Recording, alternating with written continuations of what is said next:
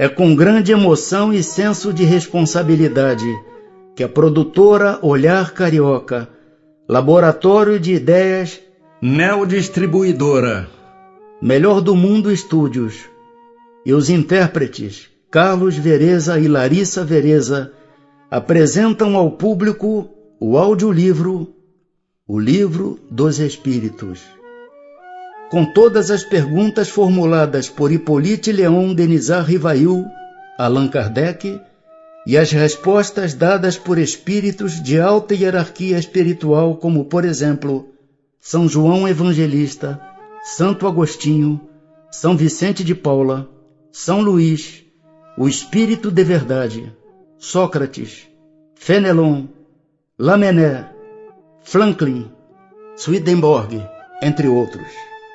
Optamos por não acrescentarmos os comentários de Kardec, por acreditarmos que as perguntas e respostas, por elas mesmas, reproduzem com fidelidade a doutrina da terceira revelação.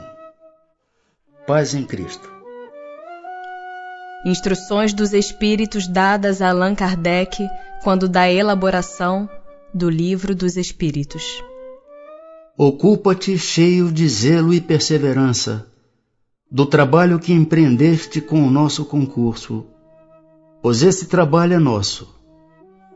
Nele pusemos as bases de um novo edifício que se eleva e que um dia há de reunir todos os homens no mesmo sentimento de amor e caridade. Mas antes de o divulgares, revelo-emos juntos, a fim de lhe verificarmos todas as minúcias. Estaremos contigo sempre que o pedires, para te ajudarmos nos teus trabalhos, porquanto esta é apenas uma parte da missão que te está confiada e que já um de nós te revelou. Entre os ensinos que te são dados, alguns há que deves guardar para ti somente, até nova ordem. Quando chegar o momento de os publicares, nós te diremos. Enquanto esperas, medita sobre eles, a fim de estares pronto quando te dissermos. Não te deixes desanimar pela crítica. Encontrarás contraditores encarniçados, sobretudo entre os que têm interesse nos abusos. Encontrá-lo-ás mesmo entre os espíritos. Por isso, os que ainda não estão completamente desmaterializados procuram frequentemente semear a dúvida por malícia ou ignorância. Prossegue sempre. Crê em Deus e caminha com confiança. Aqui estaremos para te amparar, e vem próximo o tempo em que a verdade brilhará de todos os lados. A vaidade de certos homens que julgam saber tudo e tudo querem explicar a seu modo dará nascimento a opiniões dissidentes. Mas todos os que tiverem em vista o grande princípio de Jesus se confundirão num só sentimento, o do amor do bem, e se unirão por um laço fraterno que prenderá o mundo inteiro. Estes deixarão de lado as miseráveis questões de palavras para só se ocuparem com o que é essencial. E a doutrina será sempre a mesma quanto ao fundo para todos os que receberem comunicações de espíritos superiores. Com a perseverança é que chegarás a colher os frutos de teus trabalhos. O prazer que experimentarás, vendo a doutrina propagar-se e bem compreendida, será uma recompensa cujo valor integral conhecerás. Talvez mais no futuro do que no presente. Não te inquietes, pois, com os espinhos e as pedras que os incrédulos ou os maus acumularão no teu caminho.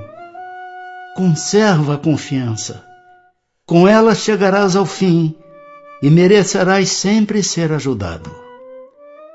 Lembra-te de que os bons espíritos só dispensam assistência aos que servem a Deus com humildade e desinteresse, e que repudiam a todo aquele que busca na senda do céu um degrau para conquistar as coisas da terra. que se afastam do orgulhoso e do ambicioso. O orgulho e a ambição serão sempre uma barreira erguida entre o homem e Deus. São João Evangelista, Santo Agostinho, São Vicente de Paula, São Luís, o Espírito de Verdade, Sócrates, Platão, Fenelon, Franklin, Swedenborg e tantos outros espíritos de altíssima hierarquia espiritual. Paz em Cristo.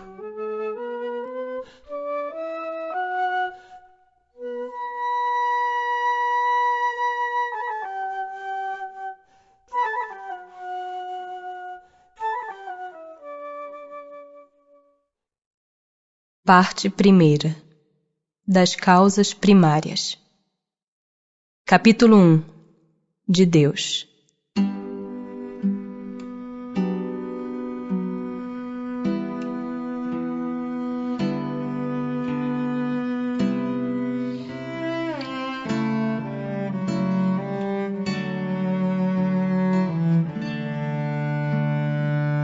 Deus e o infinito. O que é Deus? Deus é a inteligência suprema, causa primária de todas as coisas. O que se deve entender por infinito? O que não tem começo nem fim, o desconhecido. Tudo o que é desconhecido é infinito. Poder-se-ia dizer que Deus é o infinito? Definição incompleta. Pobreza da linguagem humana, insuficiente para definir o que está acima da linguagem dos homens. Provas da existência de Deus. Onde se pode encontrar a prova da existência de Deus? Num axioma que aplicais às vossas ciências. Não há efeito sem causa. Procurai a causa de tudo o que não é obra do homem, e a vossa razão responderá.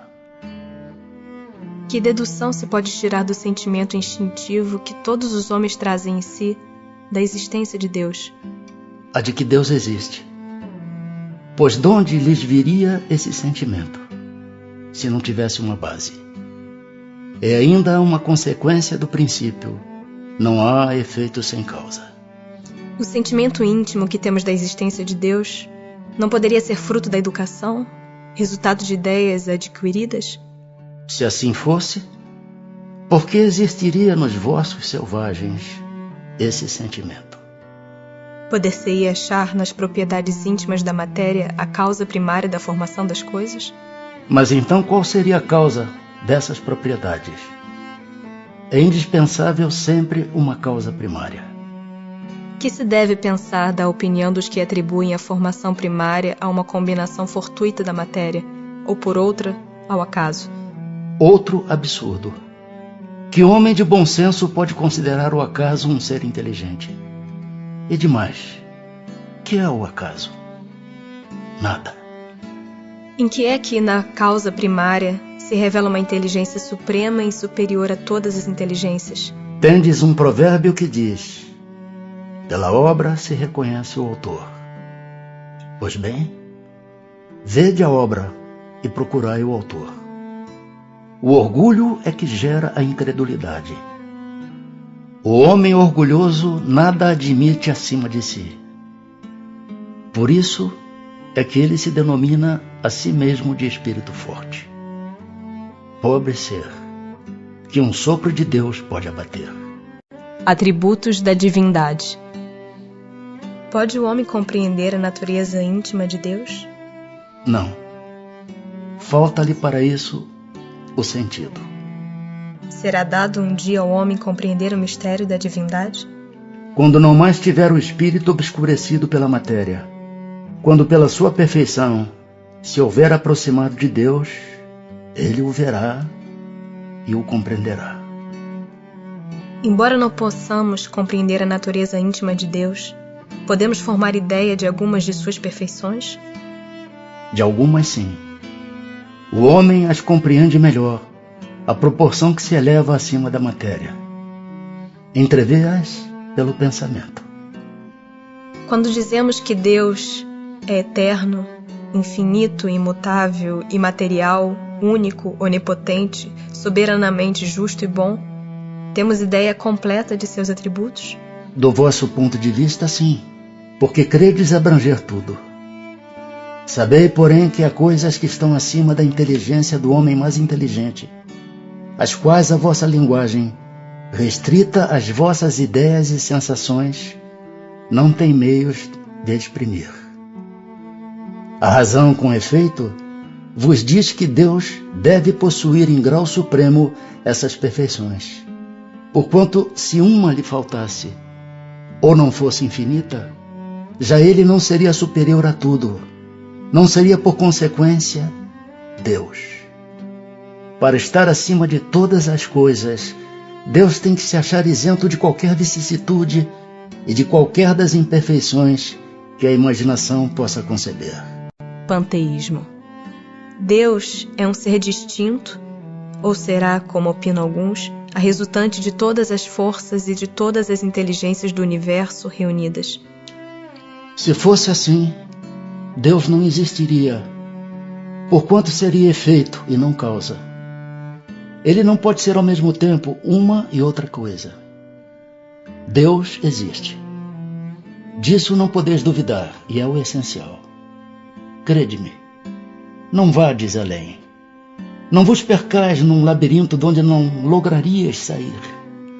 Isso não vos tornaria melhores, antes um pouco mais orgulhosos, pois que acreditarias saber, quando na realidade nada saberias.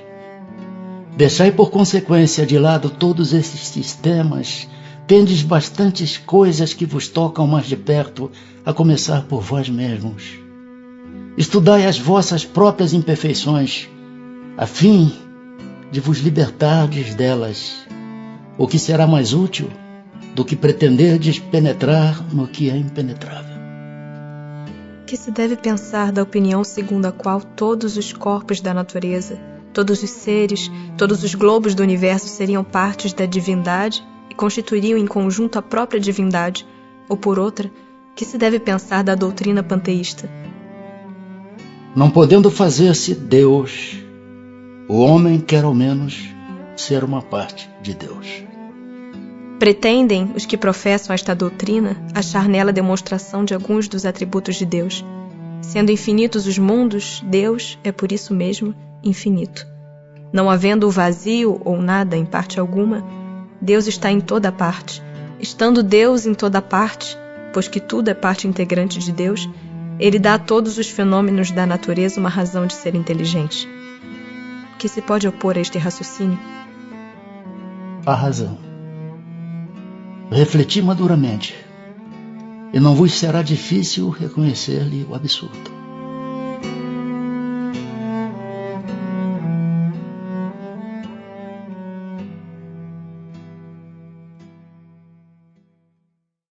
Capítulo 2. Dos elementos gerais do universo.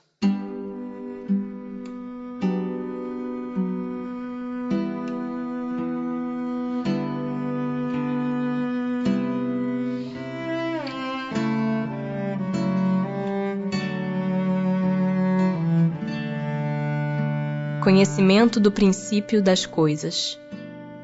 É dado ao homem conhecer o princípio das coisas? Não. Deus não permite que ao homem tudo seja revelado neste mundo. Penetrará o homem um dia o mistério das coisas que lhe estão ocultas?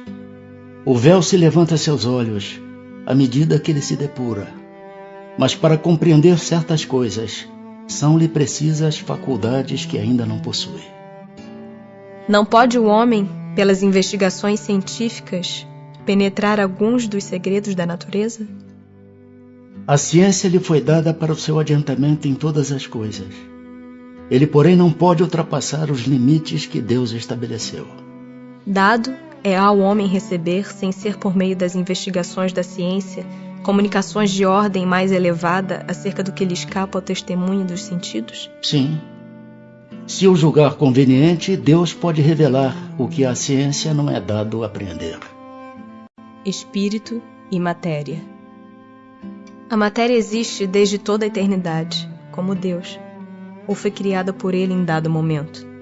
Só Deus o sabe. Há uma coisa, todavia, que a razão vos deve indicar. É que Deus, modelo de amor e caridade, nunca esteve inativo. Por mais distante que logreis figurar o início de sua ação, podereis concebê-lo ocioso, um momento que seja? Defina-se geralmente a matéria como sendo o que tem extensão, o que é capaz de nos impressionar os sentidos, o que é impenetrável. São exatas estas definições? Do vosso ponto de vista, elas o são. Porque não falais senão do que conheceis. Mas a matéria existe em estados que ignorais. Pode ser, por exemplo, tão etérea e sutil que nenhuma impressão vos cause aos sentidos. Contudo, é sempre matéria. Para vós, porém, não o seria. Que definição podeis dar da matéria? A matéria é o laço que prende o espírito. É o instrumento de que este se serve e sobre o qual, ao mesmo tempo, exerce sua ação. Que é o espírito? O princípio inteligente do universo. Qual a natureza íntima do espírito? Não é fácil analisar o espírito com a vossa linguagem. Para vós, ele nada é, por não ser palpável. Para nós, entretanto, é alguma coisa. Ficai sabendo. Coisa nenhuma é o nada, e o nada não existe. É o espírito sinônimo de inteligência? A inteligência é um atributo essencial do espírito. Uma e outro, porém, se confundem num princípio comum, de sorte que para vós são a mesma coisa. O espírito independe da matéria ou é apenas uma propriedade desta, como as cores o são da luz e o som o é do ar? São distintos uma do outro, mas a união do espírito e da matéria é necessária para intelectualizar a matéria. Essa união é igualmente necessária para a manifestação do espírito? Entendemos aqui por espírito o princípio da inteligência, abstração feita das individualidades que por esse nome se designam. É necessária a vós outros, porque não tendes organização apta a perceber o espírito sem a matéria. A isto não são apropriados os vossos sentidos. Poder-se-á conceber o espírito sem a matéria e a matéria sem o espírito? Pode-se. É fora de dúvida pelo pensamento. Há então dois elementos gerais do universo, a matéria e o espírito? Sim, e acima de tudo Deus, o Criador, o Pai de todas as coisas. Deus, espírito e matéria, constitui o princípio de tudo o que existe, a Trindade universal. Mas ao elemento material se tem que juntar o fluido universal, que desempenha o papel de intermediário entre o espírito e a matéria propriamente dita, por demais grosseira para que o espírito possa exercer ação sobre ela. Embora de certo ponto de vista seja lícito classificá-lo como elemento material, ele se distingue deste por propriedades especiais. Se o fluido universal fosse positivamente matéria, razão não haveria para que também o espírito não o fosse. Está colocado entre o espírito e a matéria. É fluido, como a matéria é matéria, e susceptível pelas suas inumeráveis combinações com esta e sob a ação do espírito, de produzir a infinita variedade das coisas, de que apenas conheceis uma parte mínima. Esse fluido universal, ou primitivo ou elementar, sendo o agente de que o espírito se utiliza, é o princípio sem o qual a matéria estaria em perpétuo estado de divisão e nunca adquiriria as qualidades que a gravidade lhe dá. Esse fluido será o que designamos pelo nome de eletricidade? Dissemos que ele é susceptível de inúmeras combinações. O que chamais fluido elétrico, fluido magnético, são modificações do fluido universal, que não é, propriamente falando, senão matéria mais perfeita, mais sutil e que se pode considerar independente. Pois que o espírito é, em si, alguma coisa, Não seria mais exato e menos sujeito à confusão dar aos dois elementos gerais as designações de matéria inerte e matéria inteligente? As palavras pouco nos importam. Compete-vos a vós formular a vossa linguagem de maneira a vos entenderdes. As vossas controvérsias provêm quase sempre de não vos entenderdes acerca dos termos que empregais, por ser incompleta a vossa linguagem para exprimir o que não vos fere os sentidos. Propriedades da matéria. A ponderabilidade é um atributo essencial da matéria? Da matéria como a entendeis, sim. Não, porém, da matéria considerada como fluido universal. A matéria etérea e sutil que constitui esse fluido vos é imponderável. Nem por isso, entretanto, deixa de ser o princípio da vossa matéria pesada. A matéria é formada de um só ou de muitos elementos? De um só elemento primitivo. Os corpos que considerais simples não são verdadeiros elementos. São transformações da matéria primitiva. De onde se originam as diversas propriedades da matéria? São modificações que as moléculas elementares sofrem por efeito da sua união em certas circunstâncias. De acordo com o que dizeis, os sabores, os odores, as cores, o som, as qualidades venenosas ou salutares dos corpos não passam de modificações de uma única substância primitiva? Sem dúvida. E que só existem devido à disposição dos órgãos destinados a percebê-las. A mesma matéria elementar é suscetível de experimentar todas as modificações e de adquirir todas as propriedades? Sim. E é isso o que se deve entender quando dizemos que tudo está em tudo. Não parece que esta teoria dá razão aos que não admitem na matéria senão duas propriedades essenciais, a força e o movimento, entendendo que todas as demais propriedades não passam de efeitos secundários que variam conforme a intensidade da força e a direção do movimento? É acertada essa opinião. Falta somente acrescentar: e conforme a disposição das moléculas, como o mostra, por exemplo, um corpo opaco que pode tornar-se transparente e vice-versa. As moléculas têm forma determinada? Certamente. As moléculas têm uma forma, porém não sois capazes de apreciá-la. Essa forma é constante ou variável?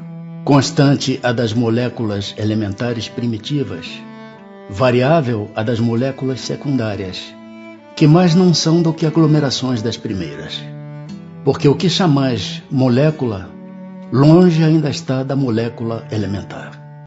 Espaço universal. O espaço universal é infinito ou limitado? Infinito. Supõe-no limitado. Que haverá para lá de seus limites? Isto te confunde a razão, bem eu sei. No entanto, a razão te diz que não pode ser de outro modo. O mesmo se dá com o infinito em todas as coisas. Não é na pequenina esfera em que vos achais que podereis compreendê-lo. O vácuo absoluto existe em alguma parte no espaço universal? Não há o vácuo. O que te parece vazio está ocupado por matéria que te escapa aos sentidos e aos instrumentos. Capítulo 3. Da criação.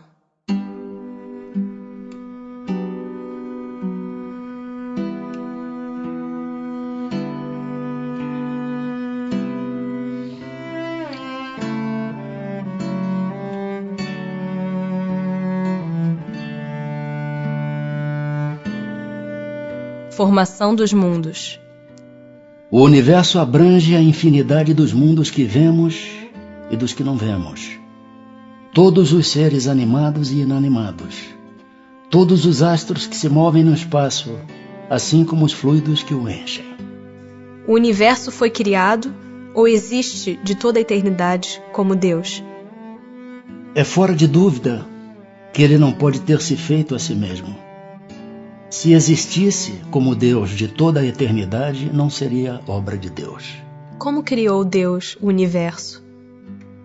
Para me servir de uma expressão corrente, direi: pela sua vontade. Nada caracteriza melhor essa vontade onipotente do que estas belas palavras da Gênese. Deus disse: faça-se a luz, e a luz foi feita. Poderemos conhecer o modo de formação dos mundos? Tudo a que esse respeito se pode dizer e podeis compreender é que os mundos se formam pela condensação da matéria disseminada no espaço. Serão os cometas, como agora se pensa, um começo de condensação da matéria, mundos em via de formação? Isso está certo. Absurdo, porém, é acreditar-se na influência deles. Refiro-me à influência que vulgarmente lhes atribuem, porquanto todos os corpos celestes influem, de algum modo, em certos fenômenos físicos. Pode um mundo completamente formado desaparecer e disseminar-se de novo no espaço, a matéria que o compõe? Sim. Deus renova os mundos como renova os seres vivos. Poder-se-á conhecer o tempo que dura a formação dos mundos? Da Terra, por exemplo. Nada te posso dizer a respeito, porque só o Criador o sabe. E bem louco será quem pretenda sabê-lo ou conhecer que número de séculos dura essa formação. Formação dos seres vivos. Quando começou a Terra a ser povoada? No começo, tudo era caos. Os elementos estavam em confusão. Pouco a pouco, cada coisa tomou o seu lugar. Apareceram então os seres vivos apropriados ao estado do globo. De onde vieram para a Terra os seres vivos? A Terra lhes continha os germens que aguardavam um momento favorável para se desenvolverem. Os princípios orgânicos se congregaram, desde que cessou a atuação da força que os mantinha afastados, e formaram os germens de todos os seres vivos. Estes germens permaneceram em estado latente de inércia, como a crisálida e as sementes das plantas, até o momento propício ao surto de cada espécie. Os seres de cada uma destas se reuniram então e se multiplicaram. Onde estavam os elementos orgânicos antes da formação da Terra? Achavam-se, por assim dizer, em estado de fluido no espaço no meio dos espíritos, ou em outros planetas, à espera da criação da Terra para começarem a existência nova em um novo globo. Ainda há seres que nasçam espontaneamente? Sim, mas o germe primitivo já existia em estado latente. Sois todos os dias testemunhas desse fenômeno. Os tecidos do corpo humano e dos animais não encerram os germes de uma multidão de vermes que só esperam para desabrochar a fermentação pútrida que lhes é necessária à existência? É um mundo minúsculo que dormita e se cria. A espécie humana se encontrava entre os elementos orgânicos contidos no globo terrestre? Sim, e veio a seu tempo. Foi o que deu lugar a que se dissesse que o homem se formou do limo da terra. Poderemos conhecer a época do aparecimento do homem e dos outros seres vivos na Terra? Não. Todos os vossos cálculos são quiméricos. Se o germe da espécie humana se encontrava entre os elementos orgânicos do globo, por que não se formam espontaneamente homens, como na origem dos tempos? O princípio das coisas está nos segredos de Deus. Entretanto, pode dizer-se que os homens, uma vez espalhados pela terra, absorveram em si mesmos os elementos necessários à sua própria formação, para os transmitir segundo as leis da reprodução. O mesmo se deu com as diferentes espécies de seres vivos. Povoamento da Terra. Adão. A espécie humana começou por um único homem? Não. Aquele a quem chamais Adão não foi o primeiro, nem o único a povoar a terra. Poderemos saber em que época viveu Adão? Mais ou menos na que lhe assinais. Cerca de 4.000 anos antes do Cristo. Diversidade das raças humanas. De onde provêm as diferenças físicas e morais que distinguem as raças humanas na Terra? Do clima, da vida e dos costumes. Dá-se aí o que se dá com dois filhos de uma mesma mãe, que, educados longe um do outro e de modos diferentes, em nada se assemelharão quanto ao moral. O homem surgiu em muitos pontos do globo? Sim, e em épocas várias, o que também constitui uma das causas da diversidade das raças. Depois, dispersando-se os homens por climas diversos e aliando-se os de uma aos de outras raças, novos tipos se formaram. Estas diferenças constituem espécies distintas? Certamente que não. Todas são de uma mesma família. Porventura, as múltiplas variedades de um mesmo fruto são motivo para que elas deixem de formar uma só espécie? Pelo fato de não proceder de um só indivíduo a espécie humana, devem os homens deixar de considerar-se irmãos? Todos os homens são irmãos em Deus, porque são animados pelo Espírito e tendem para o mesmo fim. Estais sempre inclinados a tomar as palavras na sua significação literal. Pluralidade dos mundos. São habitados todos os globos que se movem no espaço? Sim. E o homem terreno está longe de ser, como supõe, o primeiro em inteligência, em bondade e em perfeição. Entretanto, há homens que se têm por espíritos muito fortes e que imaginam pertencer a este pequeno globo o privilégio de conter seres racionais. Orgulho e vaidade. Julgam que só para eles criou Deus o universo. É a mesma constituição física dos diferentes globos? Não. De modo algum se assemelham. Não sendo uma só para todos a constituição física dos mundos, seguir-se-á têm organizações diferentes os seres que os habitam? Sem dúvida. Do mesmo modo que no vosso mundo, os peixes são feitos para viver na água e os pássaros no ar. Os mundos mais afastados do Sol estarão privados de luz e calor por motivo desse astro se lhes mostrar apenas com a aparência de uma estrela? Pensais então que não há outras fontes de luz e calor além do Sol? E em nenhuma conta tendes a eletricidade que em certos mundos desempenha um papel que desconheceis e bem mais importante do que o lhe cabe desempenhar na Terra? Demais, não dissemos que todos os seres são feitos de igual matéria que vós outros e com órgãos de conformação idêntica dos vossos?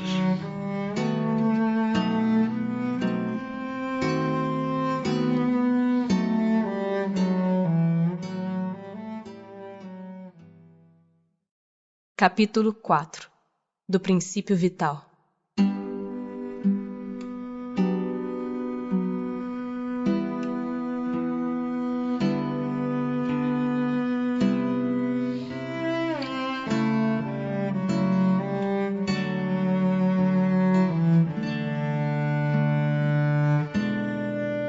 Seres orgânicos e inorgânicos. Os seres orgânicos são os que têm em si uma fonte de atividade íntima que lhes dá a vida. Nascem, crescem, reproduzem-se por si mesmos e morrem. São providos de órgãos especiais para a execução dos diferentes atos da vida. Órgãos esses apropriados às necessidades que a conservação própria lhes impõe. Nessa classe estão compreendidos os homens, os animais e as plantas.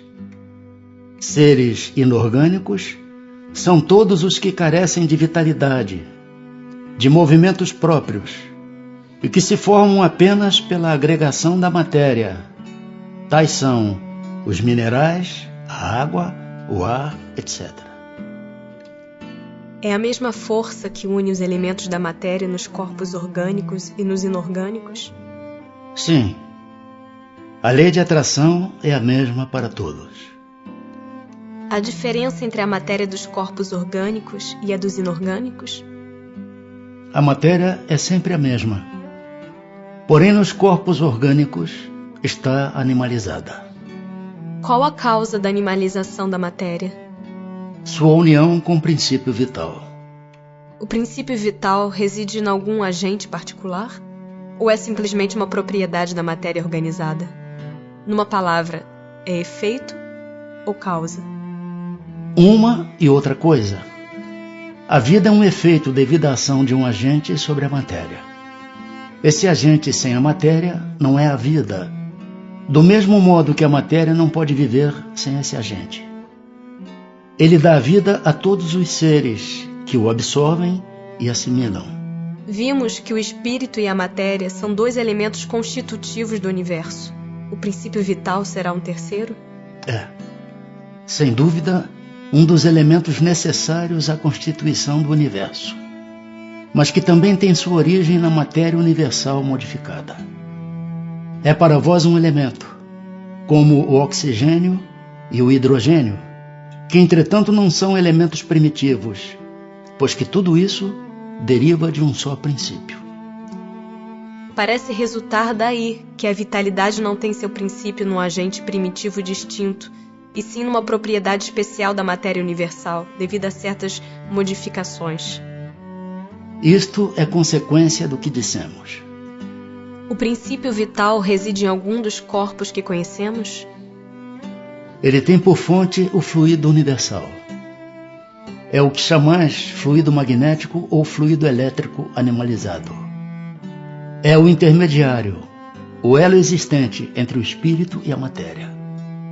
O princípio vital é um só para todos os seres orgânicos? Sim, modificado segundo as espécies. É ele que lhes dá movimento e atividade, e os distingue da matéria inerte, porquanto o movimento da matéria não é a vida. Esse movimento, ela o recebe, não o dá. A vitalidade é atributo permanente do agente vital ou se desenvolve tão só pelo funcionamento dos órgãos? Ela não se desenvolve senão com o corpo. Não dissemos que esse agente sem a matéria não é a vida? A união dos dois é necessária para produzir a vida.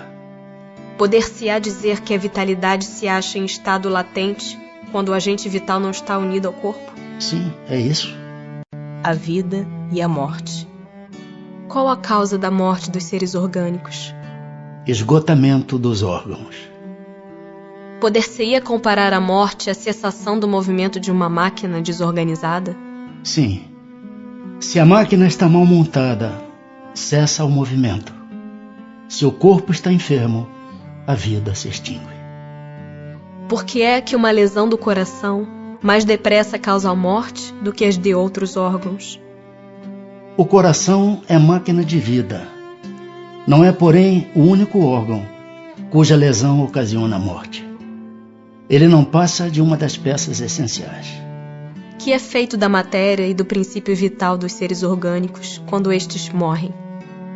A matéria inerte se decompõe e vai formar novos organismos. O princípio vital volta à massa de onde saiu. Inteligência e instinto. A inteligência é atributo do princípio vital? Não. Pois que as plantas vivem e não pensam, só têm vida orgânica. A inteligência e a matéria são independentes, porquanto um corpo pode viver sem a inteligência. Mas a inteligência, só por meio dos órgãos materiais, pode manifestar-se. Necessário é que o espírito se una à matéria animalizada para intelectualizá-la. Qual a fonte da inteligência? Já o dissemos, a inteligência universal. Poder-se-ia dizer que cada ser tira uma porção de inteligência da fonte universal e a assimila, como tira e assimila o princípio da vida material? Isto não passa de simples comparação, todavia inexata, porque a inteligência é uma faculdade própria de cada ser e constitui a sua individualidade moral.